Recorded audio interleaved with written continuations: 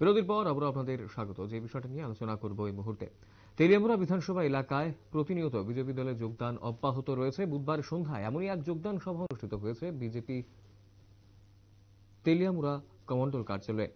বুধবার সন্ধ্যায় এমনই এই যোগদান সভা অনুষ্ঠিত হয়েছে। যোগদান সভায় উপস্থিত ছিলেন বিধায়িকা কল্যাণী সাহা রায় সহ তেলিয়ামুড়া মণ্ডলের নেতৃত্বরা। এদিন 5 পরিবারের 26 জন ভোটার ভারতীয় জনতা পার্টিতে যোগদান করেন। তাদের হাতে দলীয় পতাকা তুলে দিয়ে ভারতীয় জনতা পার্টিতে স্বাগত জানিয়েছেন বিধায়িকা সহ অন্যান্য নেতৃত্বরা।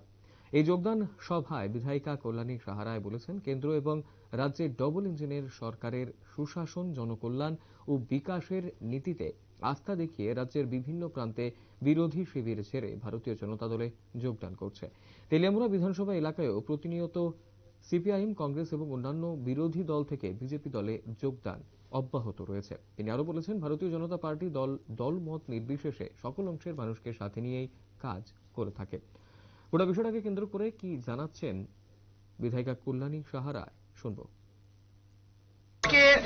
5 পরিবারের 26 জন ভোটার তেলিয়ামুড়া মণ্ডলের ভারতীয় জনতা পার্টিতে যোগদান করে তারা বিভিন্ন রাজনৈতিক দল, বিশেষ করে সিপিএম পার্টি থেকে, সিপিএম, কংগ্রেস এবং তৃণমূল থেকে তারা আজকে ভারতীয় জনতা পার্টিতে সামিল হন।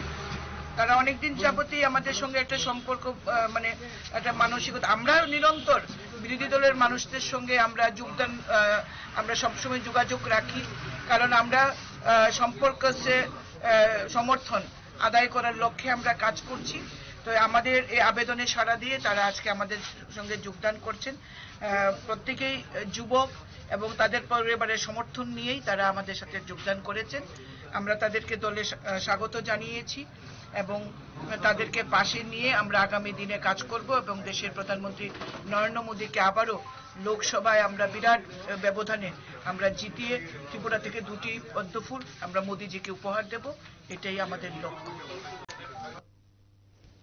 আপনারা শুনলেন বিধায়িকা তথা মুখ্য সচেতক কল্যাণী সাহা রায় কি জানিয়েছেন আজকের এই যোগদান সভাকে কেন্দ্র করে। গতকাল সন্ধ্যায় অর্থাৎ বুধবার সন্ধ্যায় এই যোগদান সভা অনুষ্ঠিত হয়েছে। রাজ্যের বিভিন্ন জায়গাতেই বিজেপি দলে যোগদান অব্যাহত রয়েছে। বিরোধী দলগুলো ভেঙে বিজেপি দলে যোগদান হচ্ছে সাধারণ মানুষ, এমন তথ্যই কিন্তু উঠে আসছে। সময় ছোট্ট বিজ্ঞাপন বিরতির, রয়েছে অন্যান্য সংবাদ, সঙ্গে থাকবেন।